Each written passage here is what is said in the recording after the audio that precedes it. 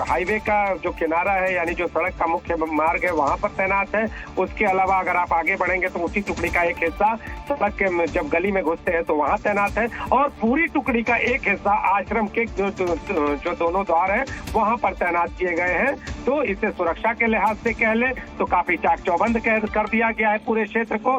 PSC बलों की तैनाती इस बात का संकेत होती है कि अब पूरी तरह से सुरक्षा चाक चौबंद चौकस। लेकिन जिस तरह से बाबा के वहां पर होने का अंदेशा है, तो अब ये देखना होगा कि जो बिजली बंद हुई है, क्या उसके बाद बाबा को कहीं बाहर तो नहीं लेकर आता है कोई, क्या बाबा को कहीं ऐसा तो नहीं है कि अरेस्ट किया जाता है। ये सारे अभी अंदेशे की चीजें हैं, थोड़ा वक्त का इंतजार और उसके बाद पूरी स्थिति। देखिए, बाबा के मैनपुरी वाले आश्रम पे पीएससी की कंपनियां तैनात की गई हैं, पीएससी वहां तैनात की गई है। नीतीश पांडे बता रहे हैं कि वहां पर आश्रम की लाइट्स जो हैं वो ऑफ की गई हैं, और क्योंकि कई प्रत्यक्षदर्शियों और बाबा के भक्तों ने बताया था कि बाबा इस आश्रम में मौजूद है, और पुलिस का कहना था कि बाबा आश्रम के अंदर मौजूद नहीं है। अब यहाँ पर देखने वाली बात यह है कि अगर बाबा आश्रम के अंदर मौजूद नहीं है तो पीएससी वहां क्यों तैनात है, इतनी भारी संख्या में पुलिस बल वहां पर क्यों तैनात है। नीतीश, आप मेरी आवाज सुन पा रहे हैं? जी, मैं ये पूछना चाह रहा हूं कि क्या बाबा की गिरफ्तारी हो सकती है, या क्योंकि कुछ देर पहले बाबा का वकील भी सामने आया था, तो क्या यह मुमकिन है कि बाबा सरेंडर कर दे? देखिए, संभावनाएं पूरी है, संभावनाओं की बात पूरी तरह से कहीं ना कहीं कही जा रही है।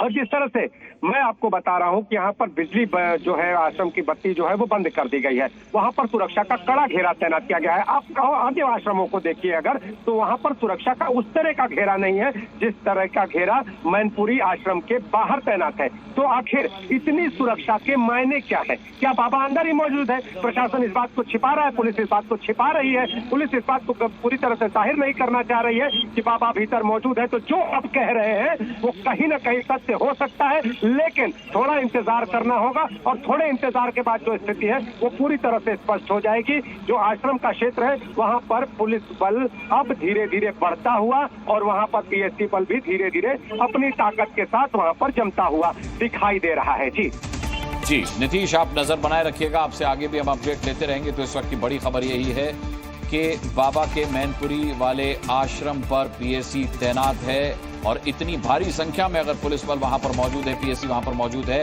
तो अंदेशा यही है कि बाबा अपने मैनपुरी वाले आश्रम में ही छिपा हो सकता है। तो यानी कि कुछ देर में या तो बाबा की गिरफ्तारी मुमकिन हो सकती है या बाबा सरेंडर कर सकता है, लेकिन अभी इस मामले में कोई आधिकारिक जानकारी नहीं है। लेकिन हमारी पल पल के अपडेट पर नजर बनी हुई है, आगे भी आप तक अपडेट हम पहुंचाते रहेंगे। फिलहाल हेडलाइंस देख लेते हैं। प्रस्तुतकर्ता सिमको ऑक्सीवेदा हर्बल कूल टैल्क, ठंडक भी ताजगी भी।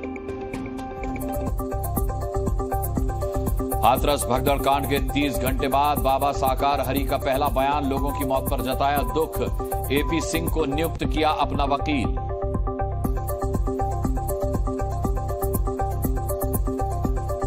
मैनपुरी में जी मीडिया ने खोला बाबा साकार हरि के तहखाने का राज, खुलासे के बाद दोबारा बंद हुआ बाबा का तहखाना। धक्का भी देते हैं तो ये खुलने वाला नहीं है, क्योंकि इसके भीतर से कुंडी लगी हुई है। हाथरस भगदड़ कांड पर सबसे बड़ा खुलासा, जी न्यूज की टीम बाबा के हर ठिकाने पर मौजूद। मैनपुरी, एटा, हाथरस और कानपुर आश्रम तक पहुंचा जी न्यूज।